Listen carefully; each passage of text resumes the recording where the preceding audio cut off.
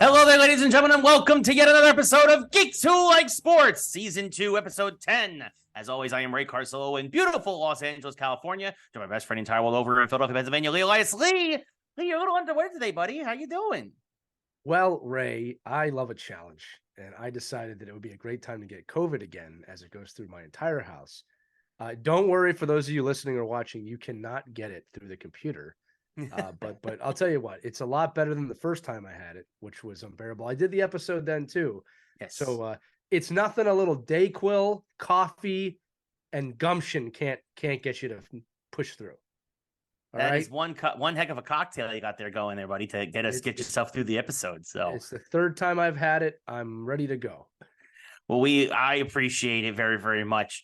So much so that I went finally to Home Depot and got myself a power drill, which was an adventure in of itself. And I hung my sign finally from a couple weeks ago. As you can see here, if you're watching at home, you can see the sign is hung up. A friend of mine actually sent me this tiny little also lights here underneath the sound wave, which is the PlayStation symbols, the triangle, square, X, and circle. They both light up, but they don't appear well on camera. No, it's like they're both iconic. I mean, the PlayStation controller letters are iconic in shapes. Yeah, the symbols. And that Geeks Who Like Sports thing on your wall looks pretty darn good there, buddy. I like the way it looks. I agree. It looks almost like I've got like an actual, not quite as good as your set, but definitely slowly making some progress there. I like it. Let's give a quick shout out to ultimatehockeyfans.com for making us that. They do all types of wall art, not just hockey and not just Geeks Who Like Sports banners, but if you have anything you want to make a wall art image out of, ultimatehockeyfans.com will help you out. Fantastic small business. I know the people that work there. It's just a few people. It's one of those things, you help them, you're really helping their families, so forth and so on. But Ultimate Hockey Fans made that for you. They made all of the set pieces for me.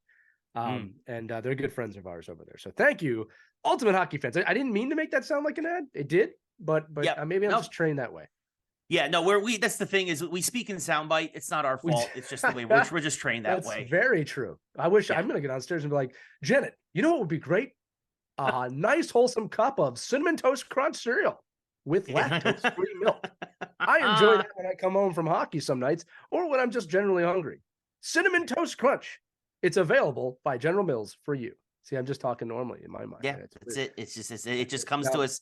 It just the sound bites flow through us. So. General Mills, by the way, we're available. We've been eating. We're geeks. We eat cereal, lots of it. Lots of cereal. It replaces many meals, but not lightning round. Lightning round. Favorite cereal? Go. Reese's Pieces Crunch. No, I said cereal, not dessert.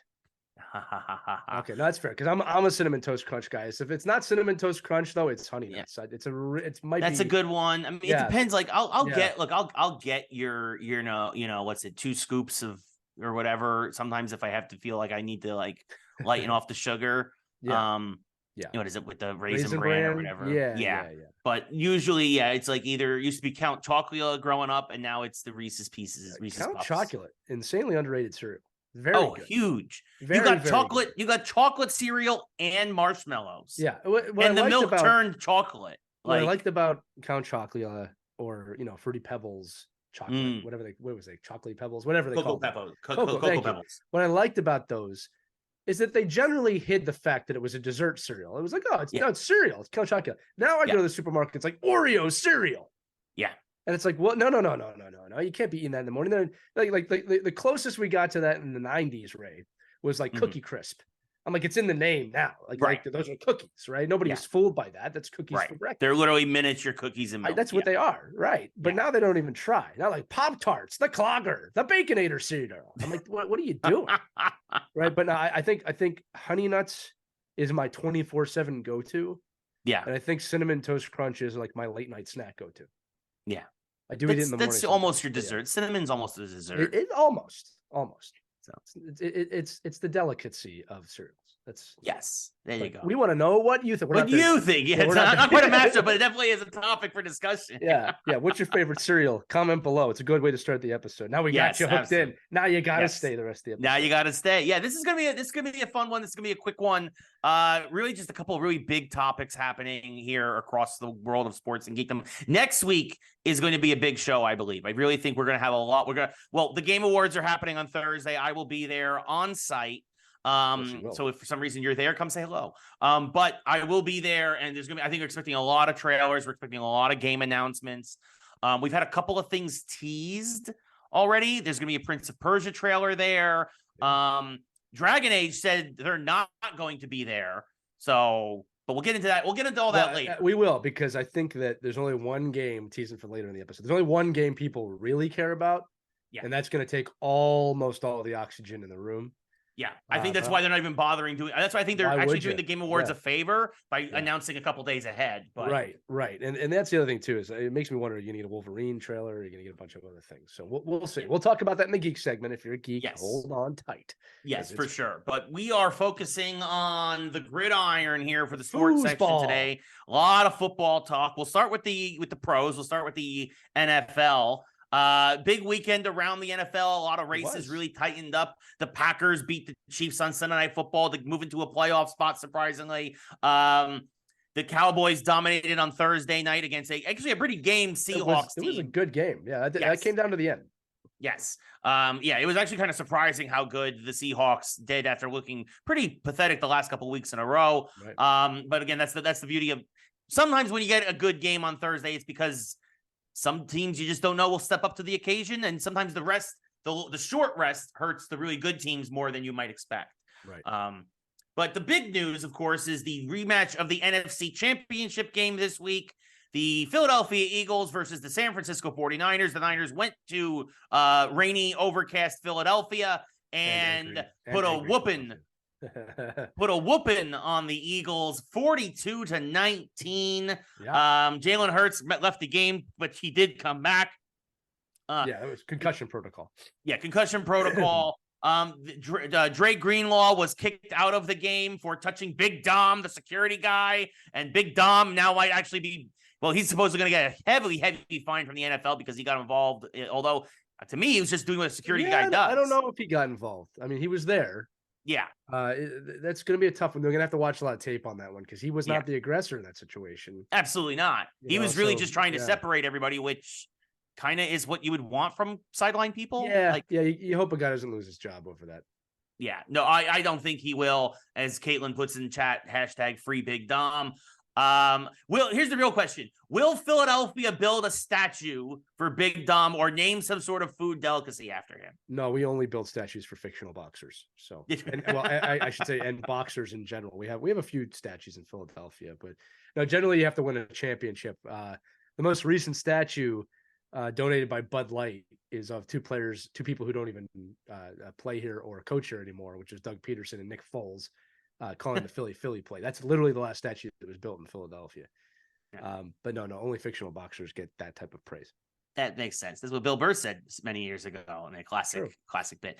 Lee, what are your thoughts on your Eagles? I mean, they were kind of due for this kind of a game, and the Niners obviously clicking on all cylinders. They were very game for this. Really used last year's NFC Championship game as a motivator for this one. Lee, but what are your thoughts on this drubbing that you guys got? Well, a few things. I think broadly, as a football fan, this was a good week for football because it really has set up now the next few weeks, and the matchups are going to be very interesting. Suddenly, several divisional titles are in play, depending on how teams play out those games. So that's good for football. I love parity. Okay, you know that I love not knowing who's going to win.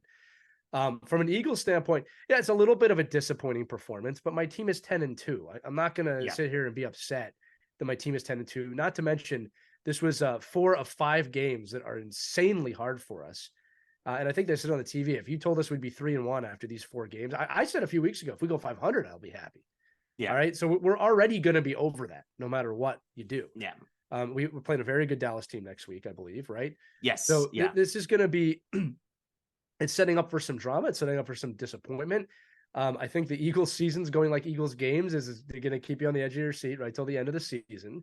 Yeah. But no, look, the other thing I'll tell you this as a coach, is I've seen this scenario play out a lot of times where kind of the wrong team comes and they beat the crap out of another team, the top team in the regular season. And then the playoffs come around and now you've given them something to be mad about. All right. Now, and you want to talk about aggression. You see the move the Eagles made today.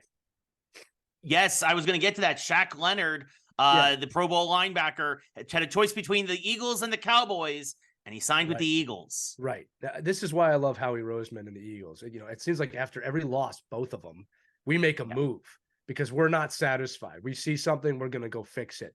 So we just added, I mean, I don't want to say it's a gift that we lost the game, but this spawned a move. It spawned action. I mean, as a fan, it's like, wow, we don't sit around. It's a message to the team that we're serious.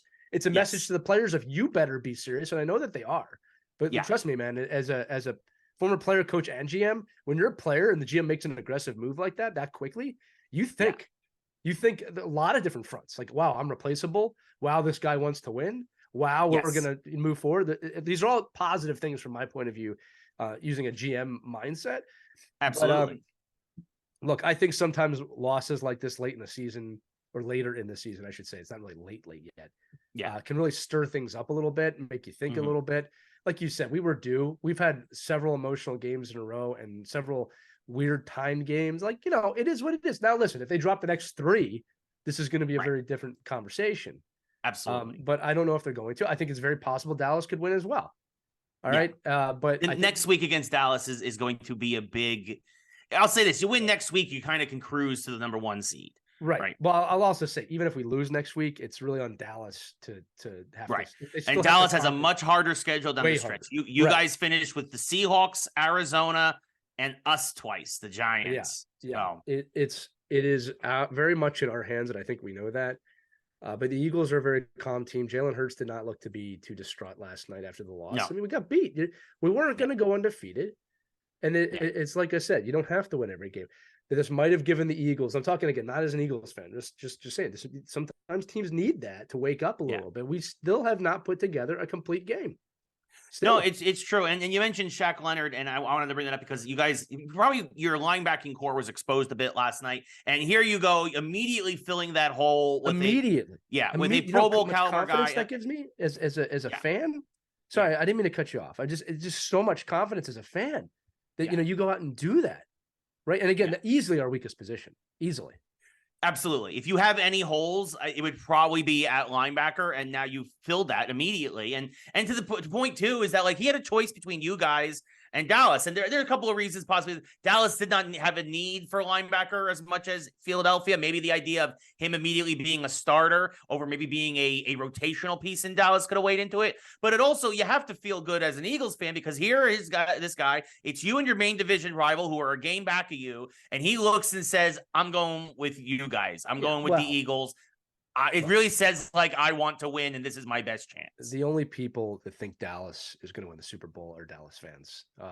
Yes, delusional Dallas fans. Yeah, look, I'm not going to say that if a perfect run happens like anyone else, you can't get there. For sure. But there's a team that's 10-2, and there's a team that's not. Yes. Yeah. All right, and I'll tell you right now, you choose Dallas over Philadelphia, you're going to have to deal with that for the rest of your life, if you know what I mean, in this city. Yeah.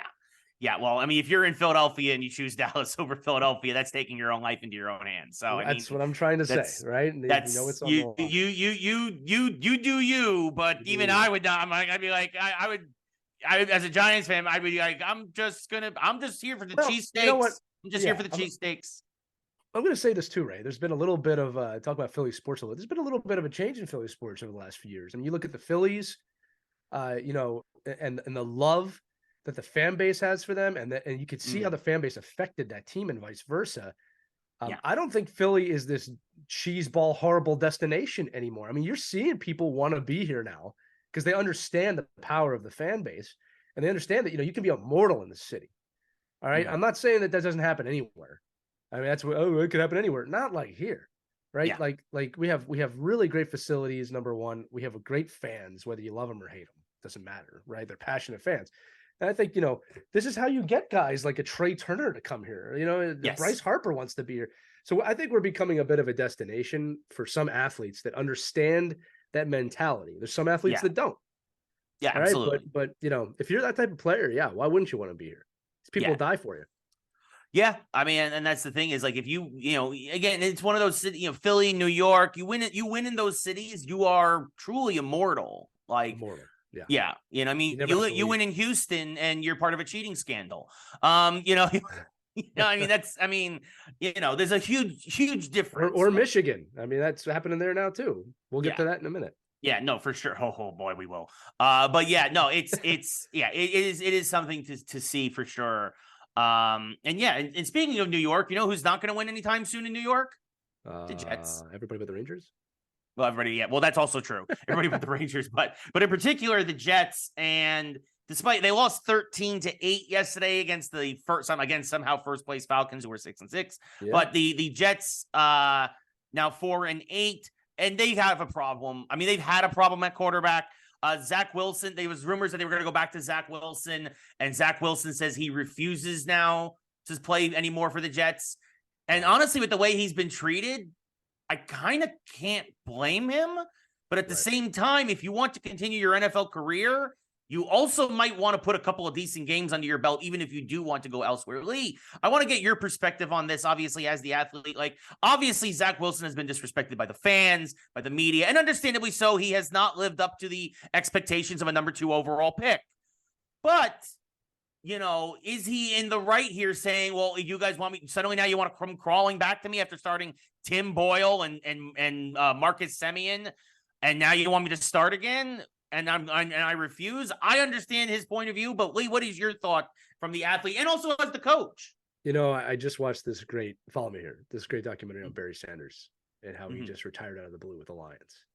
Yes, and because he hated his general manager. Well, one of the people being interviewed said this, and I think this is very true of Wilson, was that half the people are going to get it and half the people aren't. He said like half the people are like, yeah, I can understand why he wouldn't want to play for this team anymore. Yeah, and I think that's the situation. The Jets are not a cursed organization; they are a horrendously run organization. Absolutely, the lack of team culture, the lack of continuity, the typical, and just let me say it right, the typical New York move, which was done the wrong way, in just we'll get the star quarterback and that'll fix our freaking problems. Yeah, all right. The Yankees are a team that had done that right. In terms of in the past bringing in stars, they're not doing it right and done it wrong too. But to be fair, wrong too. Oh, we got a great quarterback. No, you got an older quarterback. Yeah, who is great and a Hall of Famer. Yes, but if you thought that was going to solve your problems, all right. And people say no. If Rodgers was here, we would be winning the division. I mean, you'd be a little better. But I don't. You would definitely. You wouldn't be 4-8. I'll agree with that. You might at least be Super Bowl team. 6-6. Yeah. Yeah. So it's one of those things of like, I kind of take a step back. I'm like, yeah, I get it. I mean, this kid was never given a chance. I mean, he had that ghost comment a few years ago, right? And on the field. And, I think that was Darnold. That was Sam Darnold. You're right. That was Darnold. I'm sorry. Who was the Ghostbuster, ghost seer. My point is, kid's never gotten a fair shake. This is supposed to be his year to learn under one of the greatest quarterbacks ever. They bench him. Now they want him to come back in. It's like, what are you doing, guys? What are you doing? They should have just stuck with him the whole season. Typically, again, they fall in the trap. Oh, we might make the playoffs. You're not making the playoffs. No, you're 4-8.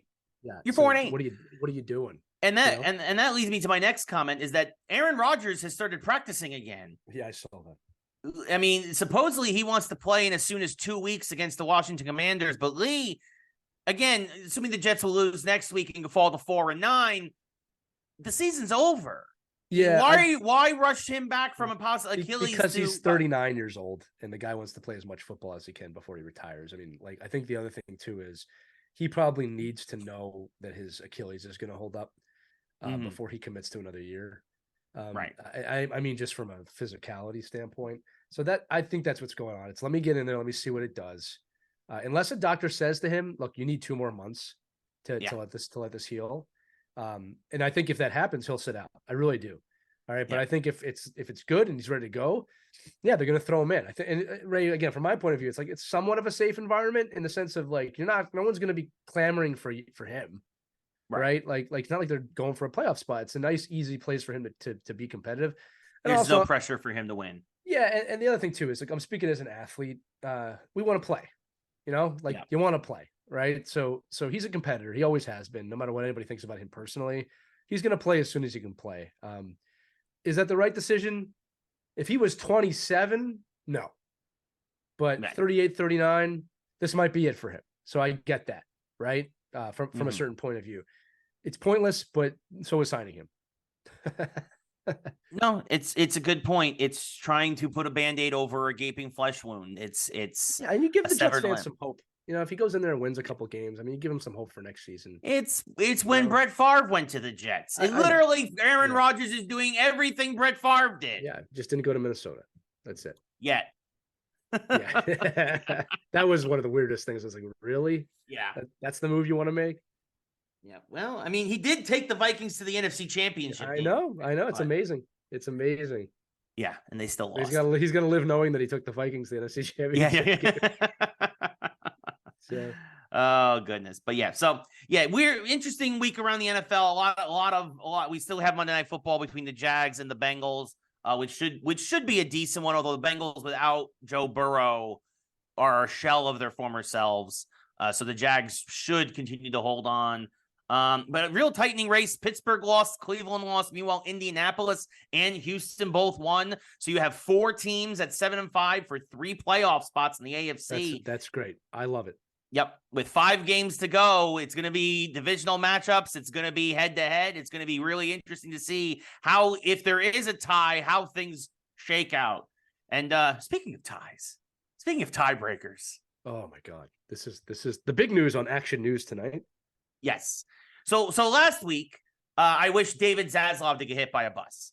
This week, I want the 13 Shadow Council committee members in college football. It's going to be a new recurring thing. It's a new segment. Who does Ray want to have step in front of a bus? The 13 people who picked the college football playoff. All of you collectively, you can hold hands, jump off the curb, and step in front of the bus. You morons!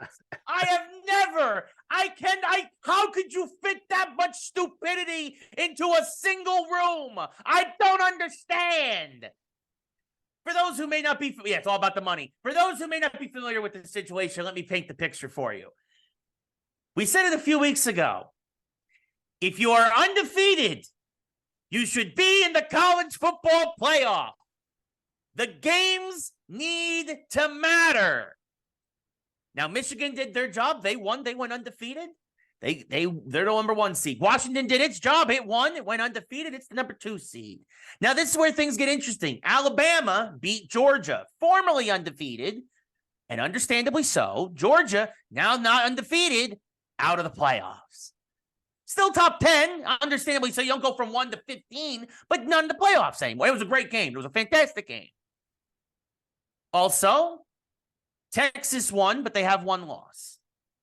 Alabama now only has 1 loss. That 1 loss, by the way, came to Texas, who went into Tuscaloosa and won by 10. So Texas has this thing called the head-to-head matchup. It has that advantage. But there's one other team that did go undefeated. The Florida State Seminoles. They won their conference, the ACC, by 10 points against Louisville. It was a little low-scoring game, 16-6. But if you're not familiar, Florida State's quarterback broke his leg a couple of weeks ago.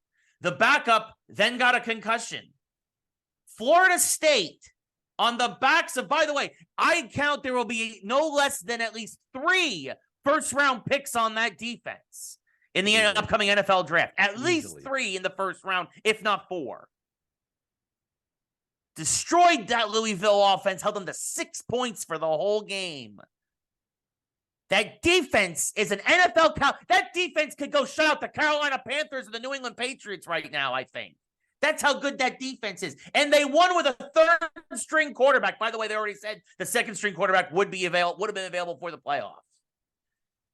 The undefeated season from a Power 5 conference school.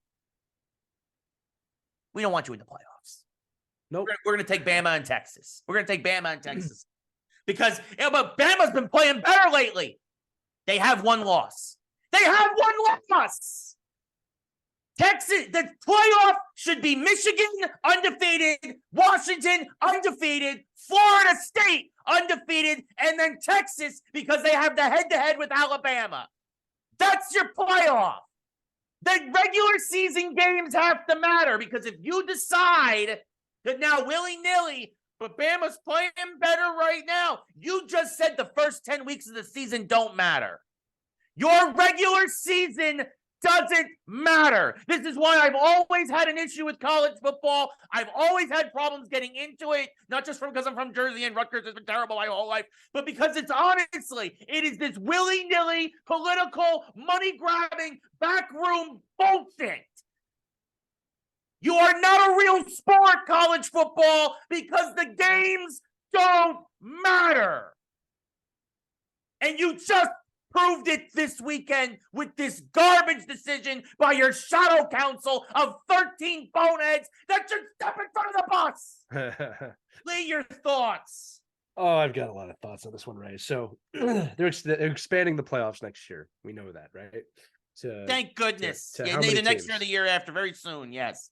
How many teams are they going to? It's in the teens, if I'm not mistaken. They're going to have a 12 team. It's going to go finally to a 12-team playoff where you'll have your top 4 get buys, and then the 8 will play. Like, honestly, it's funny. I think it's a great idea. It's actually an expansion. It's the old NFL model, really. It's brilliant. And what's funny is I'm looking at the rankings right now. If you go to 12 teams, there's a clear cut between Oklahoma and LSU.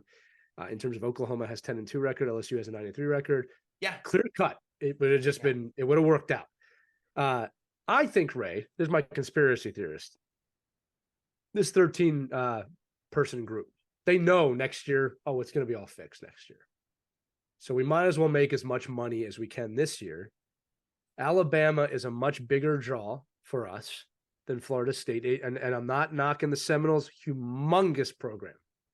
But they probably people want to see Bama and Michigan. They don't want to see Florida State with their quarterbacks injured. And what they did was they made a money decision of this will be more profitable for us. That is exactly what we can't keep Nick Saban out of the Final Four. That's exactly what happened. Now I'm going to tell you this too. I'm not at all mad at Alabama or any of the teams. It's not the team's fault. It's not their fault. They played as hard as they could and won as many games as they could. That's what you're supposed to do. Georgia, Ohio, they lost. They lost at the end of the season. Okay, so they made their own bed. What kills me is a coach and an athlete. Now I'm speaking. Is what you just said. I play all these games. I put my whole life into this. Get very, very little out of it. Yeah, very little. Don't tell me about the free education at this point. Get very little out of this. For somebody who doesn't even play the games to decide my fate is no different than an official making a call at the end of the game that is so devastating that it's going to decide the game. Yeah, and it is wrong. And I'll tell you what's going to happen. People will forget about it. It'll get a lot of talk, which is exactly what they want, right? And Florida State fans won't watch. And next year, all will be forgiven as we do it again. It's like the ex-boyfriend, ex-girlfriend scenario. All right. But I guarantee you they got in a room and said, you know what, next year won't matter because we won't have to have this argument. Because I'll tell you right now, if they're arguing about number 12 and 13, that's a different argument. Yeah. Than of 4 and 5. Than 4 and 5. And especially when those are two SEC powerhouse teams. Yeah. All right. So I don't know. The problem is this. There's a human element in this, which means it's flawed. And then the other thing too is it's a business.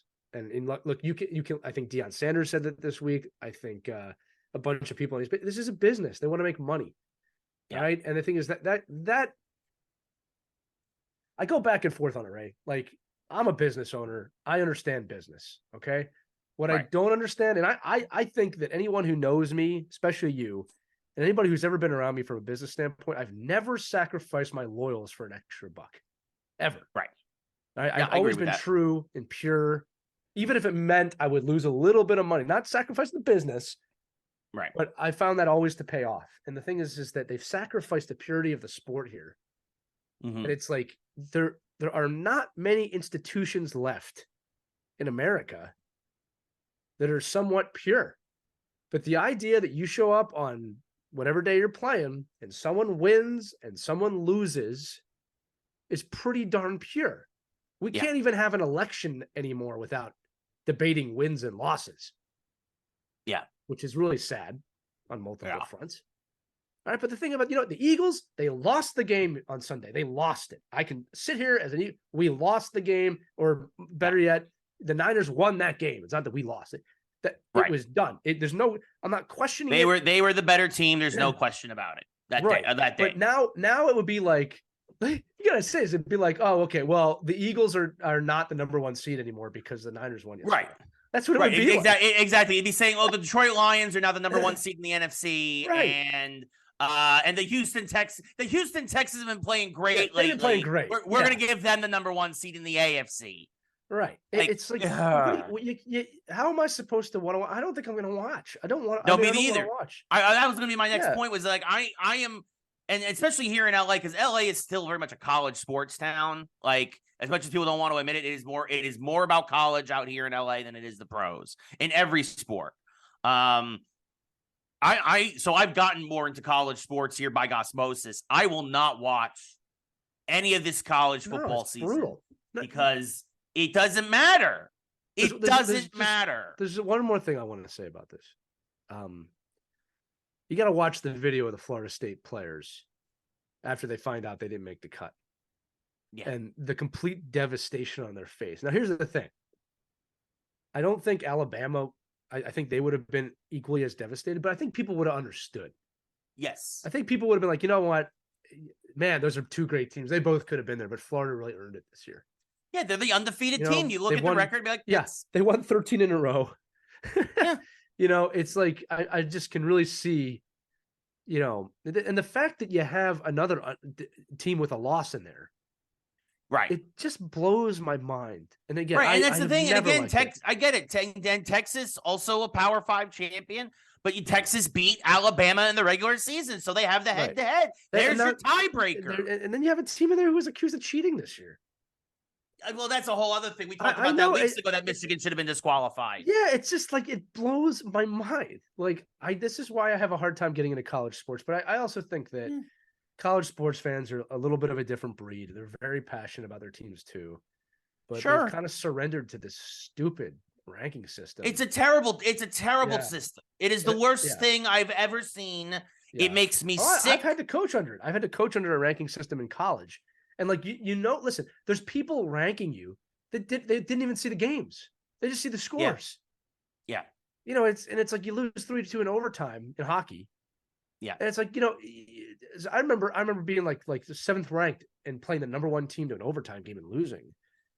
Yeah. And like, it's like we could have won that game. And it's like, so if we win, we go to 2, and if we lose, we stay where we are. Yeah. It's like, it makes no sense. It makes no sense. Right. Yeah. And again, I next year's playoff of 12 teams will be great. It will help the sport quite a bit. And again, there's a huge difference between arguing 12 and 13 and 4 and 5. For sure. Right, for sure. Right. But again, and also it's a money grab. Yeah, money absolutely. Grab. And there's a lot of, Bama could have won that game. It was, and they look good now. We don't want to have a bum quarterback. You just took some kid's chance of being a superhero away from him. Well, and that's the thing. And I get it. They talked about, here's the thing. There have been a lot of blowouts in the playoffs the last couple of years, right? They'll be again this year, most likely. Well, and that's the thing. And they're like, well, we didn't want another blowout. Like, you don't know that's going to happen, though. That's why they play the game. Especially again, this Florida State defense alone could have carried this team. And it wouldn't be the first time we've seen that. Like, I'm going to say it again, especially in college sports. I've seen the 3rd string come in out of nowhere. Nobody knows who they are, and they go on and win huge games. I mean, it happens all the time. It happened with rest in peace. I mean, was it Cardale Jones or whatever with Ohio State a few years ago? Like, Jalen Hurts handed it over to Tua Tagovailoa. I mean, like, this happens all over the place. That was not at the end of the season, but yeah. But still, like, I mean, this is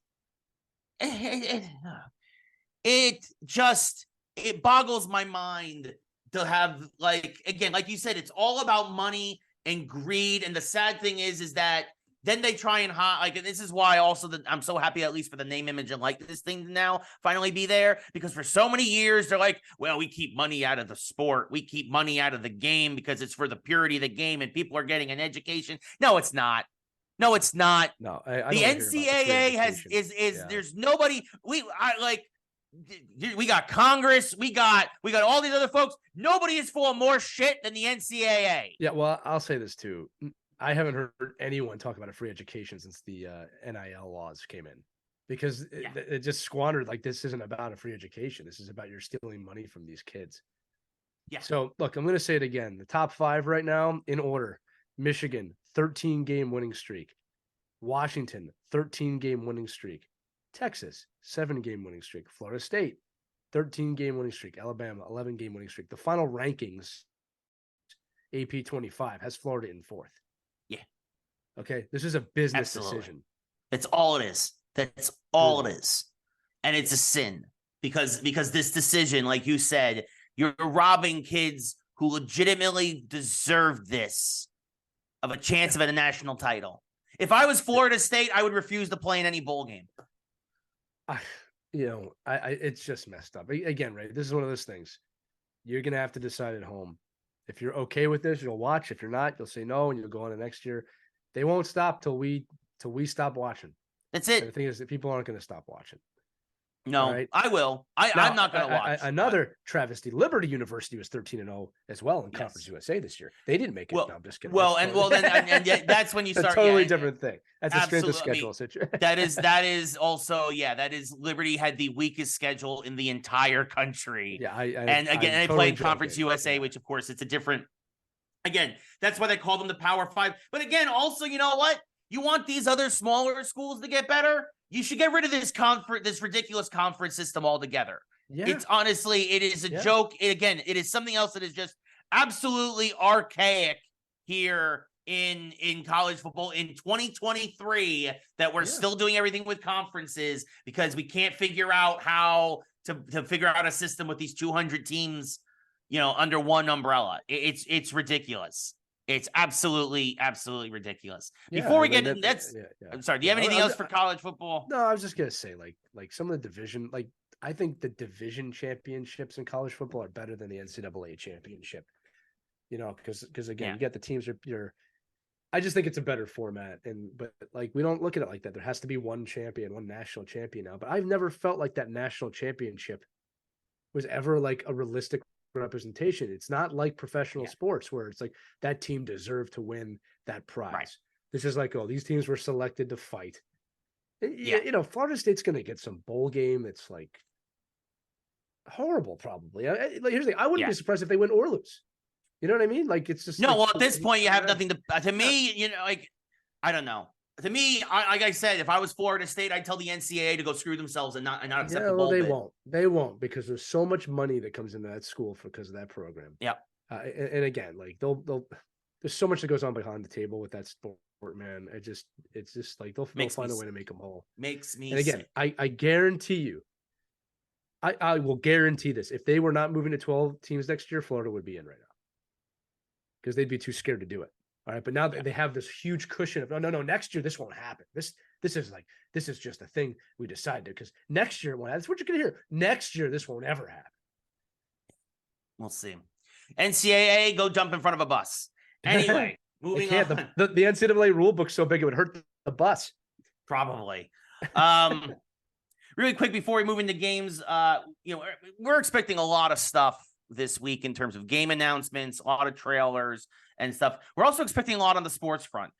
Baseball winter meetings start today, I do believe.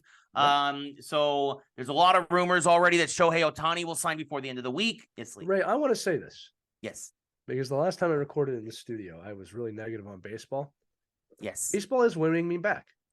Yes. Largely because of the Phillies. I'm not gonna lie. But no, I mean, they've really made some good decisions the last few years. All right. Yeah, the new rules have been great. Yeah. Yeah. And I we're not going to go rewind this and find it, but I definitely said until they make some changes, I'm not watching, and they've made some great changes. So I'm not saying I was wrong or anything like that, but I will say good on baseball for making some of these changes. Ohtani has got to go to a contender in a big market where I can watch him every night. Yes. Agreed. Please go someplace that matters, not the Yankees. Anywhere else. It does sound like the Dodgers are by far the front runner. Of course, the San Francisco Giants and supposedly the Yankees are not contenders, but I will believe that the Yankees are not a contender when actually he is signed. They are absolutely a contender. Absolutely. Yeah. Anybody 100%. Who says they're not is wrong. What you're contending with is him being on the West Coast. All right. And there's a lot of reasons of why I could see him wanting to stay on the West Coast. Yeah, I could see him going to Seattle before going to like the Cardinals. Or I could see him going to San Fran before there, but it's one of those things. The Yankees are always in the equation. the question is, does he want that kind of pressure on him? Now, the Dodgers have similar pressure, but different. It's like the Dodgers. I mean, are not so here's the much thing: he pressure wouldn't really have to move. conform. He wouldn't have to move here in the States because he's already in Yeah, LA. he's here. Yeah. So yeah. And So that's why I'd see that as obvious, but we'll see. yeah, He can it's win going to there. come down to money. It's going to come down to money too. Like how It much comes are down to how much are the money. Dodgers willing to pay him? Yeah, and again, I'd say this too. Like, and you can say whatever you want about the transportation of the world right now. It's a lot easier to get back to Asia from the West Coast than it is the East Coast. Absolutely. Absolutely. Right. And for his family and things like that, I can see why he'd want to stay out there. Now, with that said, if the Yankees offer $100 million more, that's worth a 3-hour flight, 5-hour flight. Yeah, an extra 5 hours in airtime. Yeah. All right, but we'll see. The Yankees will go after him. Nothing shows me in the Yankees' history that they wouldn't do that. I mean, they'll at least kick the tires and see what the number is and what. They could throw the legacy at him. They could do that, and you know what? It wouldn't. It's one of the only times in history it wouldn't be unfair. It'd be like, listen, Ruth was here. Yeah, like you're in line with that, and it'd be funny if Ohtani was like, "F you, I'm going to do that for the Dodgers." It's possible. And then Steinbrenner would be like, "You'll never be bigger than Jackie," right? That's what he would say.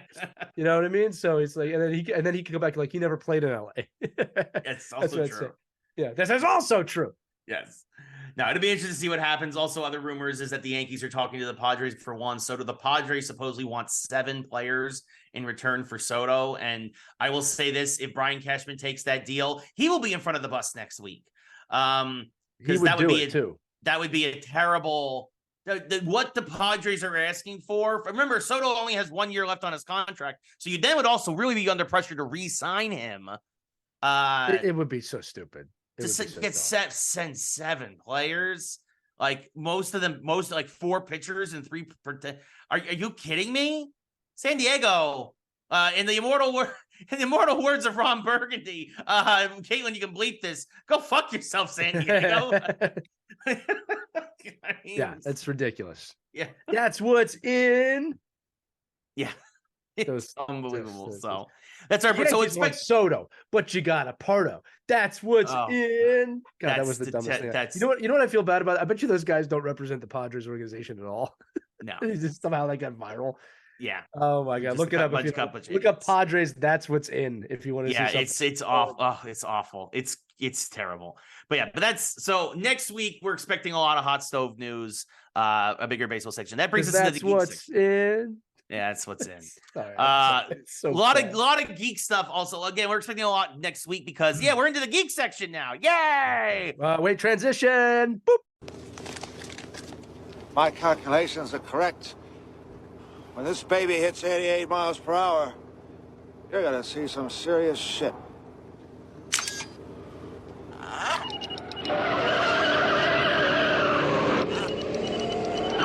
And we're back. Great job to our editor, Savi, for putting whatever he just put in there. Yes, thank you. So a few things we already know are going to happen before. Obviously, the Game Awards are on Thursday of this week, December the 7th. We're expecting at least a half dozen major announcements coming out of that. We've also already had 2 things announced or will be coming out. First, Dragon Age released a teaser trailer today, literally right before we started recording, basically announcing that in the summer of 2024, maybe at Keeley's Summer Games Fest, they will show off a full chunk of Dragon Age, which makes me believe that probably next holiday is when we will get Dragon Age 4, the Red Wolf. For those of you not familiar with Dragon Age, it's Mass Effect, but with dragons. Exactly. It's BioWare. It's Mass Effect, but high fantasy, right? It's Mass Effect, but Lord of the Rings. Right. There you go. Perfect. Exactly. And for those of you not familiar with Mass Effect, it's Lord of the Rings in space. In space. In space. Yes. So that's going to be a big deal. That's a huge announcement from them, even if we didn't get any new footage. And of course, the thing that's happening tomorrow, as we're recording this on Monday, December the 4th, finally, and I'm going to say it will be out within the next year because Rockstar does not usually do a long lead time. They do not do a big build-up. Within the next 12 months, we will have GTA 6 because we are getting our first GTA 6 trailer, 9 a.m. Eastern, 6 a.m. Pacific on Tuesday the 5th. So we'll talk about that next week. But Lee, what would you do if it was available this holiday? What would you do if they're like available in a week? I mean, I would literally delete every other game on my console, and that would be all I play until I finish it. Can you imagine the power play of that? Like, oh, it's available tomorrow. You went to I could see Rockstar doing it, but I honestly believe it wouldn't be like they're gonna wait until the earliest. I would say would be May. Well, earliest number one, you would make everyone in gaming hate you immediately. Immediately. Number two, there's no need to do it because they know they're gonna get the sales whenever it comes out. Right. And then they could put the game on sale at the holiday next year. But yes, I was saying they could do that. Like the game's available. You want to go to Vice City? It's available now.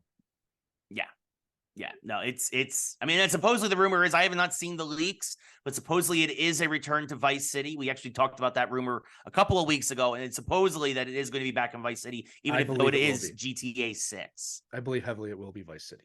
Yeah, so we will see. But modern Vice, not 80s right, Vice City. Right, exactly. It will be It will be modernized. And do you believe you'll get to go to space in this game? No. Do you think that I'm trying to think of like what else they could add to it. I was gonna say I won't put it past them, but I think they're gonna low orbit. Come on, low orbit space stations. Come on.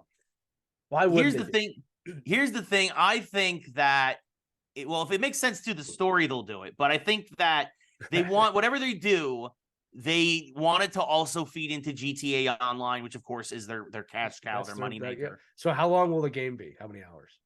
I think the campaign will be 40 to 50 hours. I think the world will be massive. Like that's not just the main campaign. I think you'll have at least another 50 hours of like side content. And then obviously you'll have a living, breathing online element that will go for many years afterwards. Yes. Well, a decade. Yeah. I mean, it's the same way the last one did. It's amazing what they've done with that game. They've really changed. Everybody's chasing them and no one's caught up. Nobody got even close. No, not in a decade. And I will say this game will make billions with a B and an S on the end, as in I think multiple. Yeah, and it's a no-brainer. Yeah. But I think it's going to be Vice City. I think the world map is going to be massive. I mean, I would not be surprised. I mean, like Vice City wasn't small at the time either. Well, what I was going to say, is, I really want to see instead of space.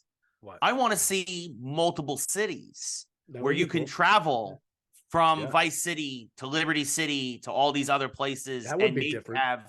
And maybe have like a true full. It's a world. Yeah. World. Yeah. Yeah. But we'll see. We'll see. Yeah. That'll be out soon. Yeah, absolutely. In other gaming news, this was interesting. People were shocked. So Starfield came out in September, and it was, I'm not going to lie, I played it myself. Like I 100%ed it. And it's basically like it's Fallout in space. The same way Mass Effect is Lord of the Rings or Dragon Age in space. It's Fallout. Starfield is Fallout in space. Right. And it was fine. It's not my top 10. By the way, I'll have a full top 10 list at some point next couple of weeks, but it's not my top 10 of the year. It's not even going to be close. It's probably a 7 out of 10. It was fine. A lot of negative reviews online, way harsher than me.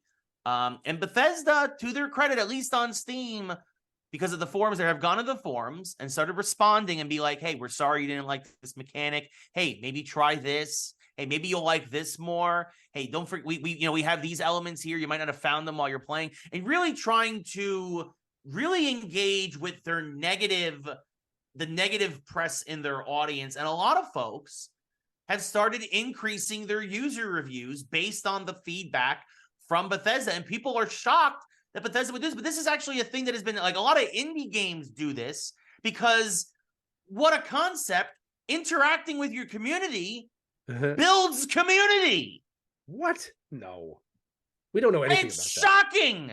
No, Ray. The community is just people with money, and the job is just to get their money from their pocket into your pocket. Community. No. We just lost our entire podcast audience by me saying that shit. The funny thing is we interact with our community. We don't get any money. If you guys want to donate to Geeks Who Like Sports. Wait, we could have been getting money this whole time? No, look. Damn it! The truth is this. At the very end of the day, people crave to be part of something larger than themselves. Whether you think you do or not, that is the truth. Yeah. And I bet you there's people out there like, that's not true. You're probably part of something bigger than yourself and don't even realize it. Yeah. Right? So community is the most important thing in my mind. And with all of my businesses, we built our businesses on community. Yes. Right. So it's one of those things of, yeah, you might not be this macho car salesman that's got $1 billion, but you know what? I'll take happy community and getting by any day of the week over making millions of dollars and being miserable. All right. I'm not going to lie to you all and say money doesn't buy happiness. Of course it makes your life easier, but it doesn't make you happy. Yeah. It was one of the coolest quotes I ever heard, Ray.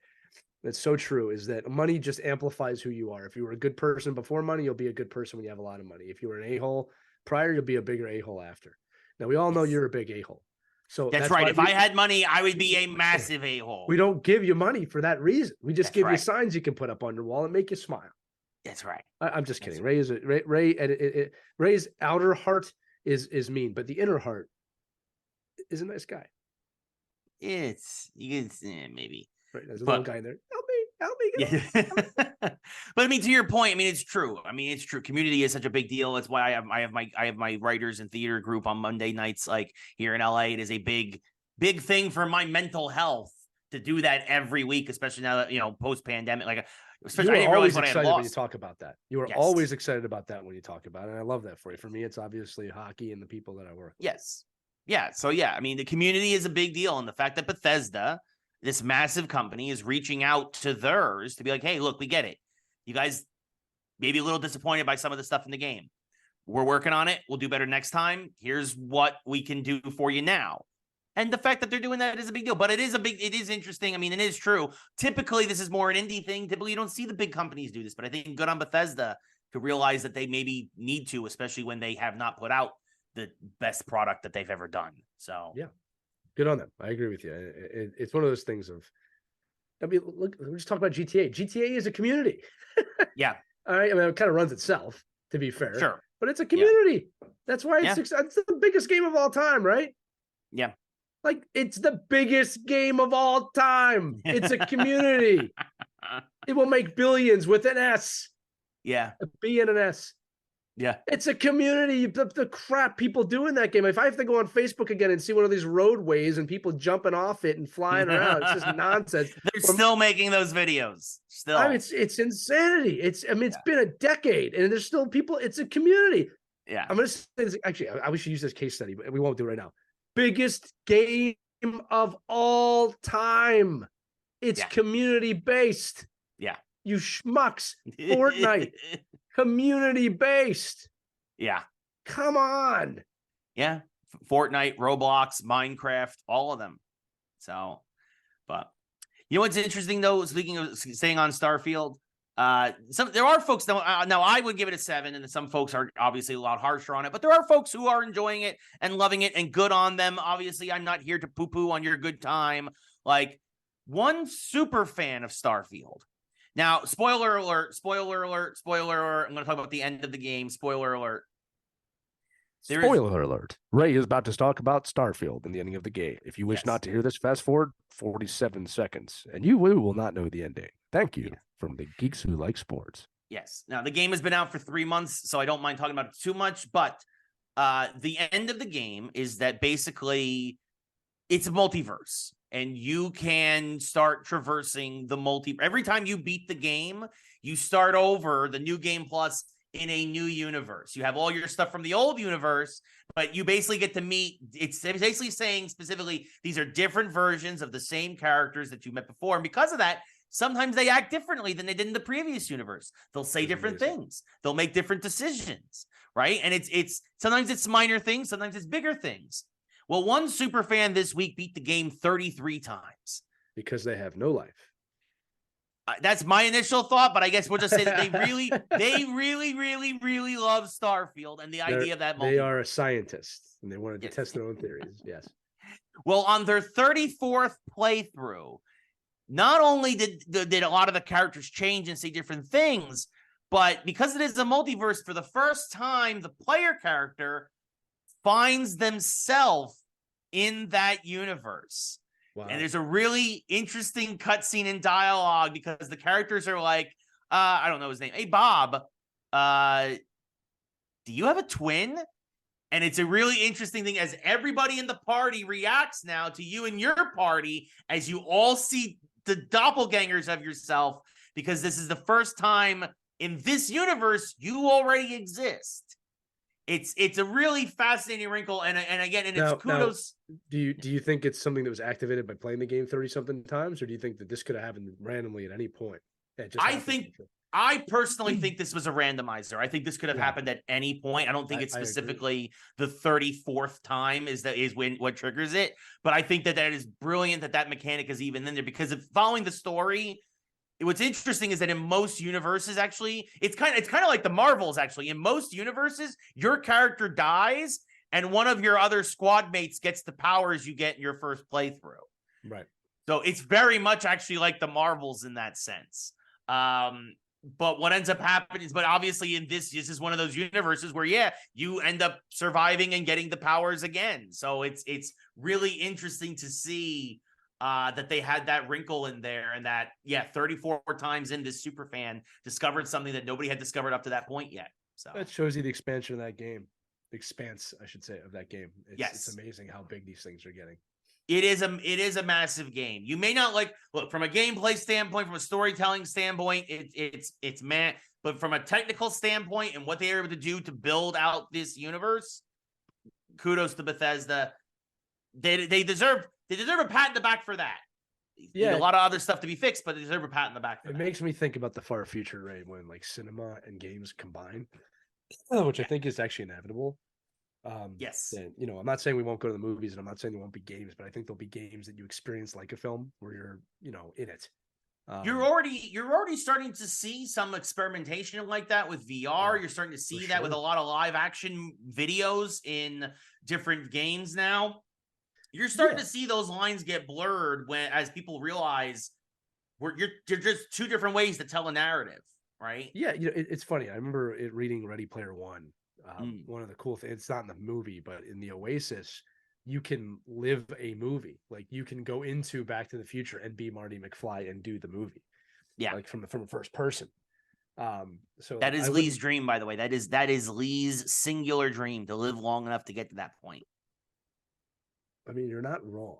I'm just trying to think if there's anything else. I'm trying to think if there's other movies I'd rather be in than that one. Actually, Ray, I'll be honest with you. No. Here's the deal. Some of you may know, I recently turned 40 years old. Yes, happy birthday! I wish you happy birthday in last week's episode and on the day, so I don't mind doing a post happy birthday.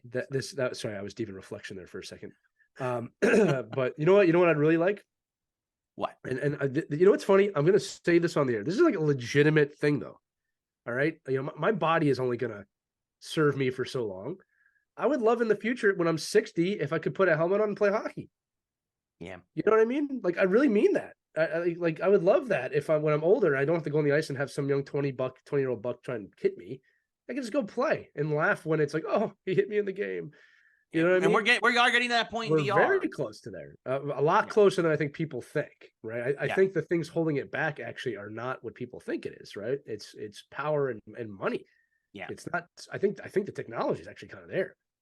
Yeah, we're pretty much there. We got haptic vests now, so you can feel stuff. Like it is just a matter of making it consumer friendly, right? Yeah. Like getting it at a price point that normal folks can afford it. Yeah, I mean, I wouldn't mind getting a DeLorean, with the Libyans chasing me. Although they're not Libyans anymore in the musical, but that doesn't matter. And you know what? So in the musical, spoiler alert, it's not Libyans. It's Doc gets radiation poisoning. Yeah, you have to go back and change that. Dun, dun, dun, dun, dun. Okay. Oh, goodness. But yeah, no, it's gonna be interesting to see what happens in the future with all this stuff. But you know what is? Well, I'll tell you what's in our immediate future. We're gonna be doing a mashup. Tuned for that later in the week. Also, I got movie reviews for the Iron Claw. We see that at some point. We're doing a special standalone with that. I don't think that's been released yet. That has not been released, but it will be released soon because producer Caitlin is listening, and she is working super hard on it. She's in her office going, "Oh shit, I forgot about that," but she's gonna do it, and it's okay because we love her so much, and we know it's been busy.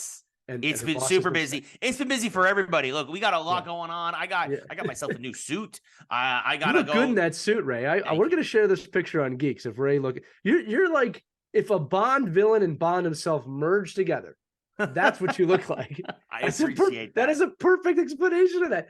You look like if a Bond villain and James Bond could merge into one person, That is what you look like. I with your permission, can we put that up on the screen right now? Absolutely. I appreciate that. Take a look at this picture of Dr. Bond. That's what I'm going to call him. Yeah. So I got a new suit. I got a lot of auditions. I got some acting stuff coming up, and and we've got the what is Game it you Awards. want? I want a 12-team playoff, Dr. Bond. Yes, I know. Yeah, that's what it is. I will become the new committee. I am the committee for the NCAA. 12 billion teams. Your new committee. Do it. Anyway, so we've all been busy. We all understand. Everybody's working hard. Caitlin's working hard. Zabi's working hard. Lee's working hard. I'm sort of working hard. Lee's recovering from COVID. Then he will work hard. Yes. It's the holiday season, folks. It happens. We are going strong right up until the end of the year. And then we'll have more Geeks Who Like Sports. We'll still be around. I like Geeks Who Like Sports. Yes. I'm glad we are back. 10 episodes. We're already at 10 episodes again since we've returned. Is that true? Wow. This has been flying by. That's a few months right there. That's 2.5 months. Yeah. Look at that. I got new stuff for my walls. We had a sponsor. Yeah. Listen, I don't want a lot for Christmas. There's just one thing I need, and I don't care about the presents underneath the Christmas tree. I just want you for my own, more than you could ever know. Make my wish come true. All I want for Christmas is Geeks Who Like Sports with you. Rant's a poem that I did not write. I stole from Mariah Carey. Well, on that lovely note, this has been episode 10 of season 2 of Geeks Who Like Sports. For Lee, I am Ray. We will be back next week. It's going to be a big episode next week, folks. I expected already. Football, hot stove, a lot of game trailers. But we appreciate you hanging out for us for an hour here on this week. And we look forward to talking with you more next week. Until then, that's Lee. I'm Ray. Stay tuned for the mashup later in the week. Good night, everybody.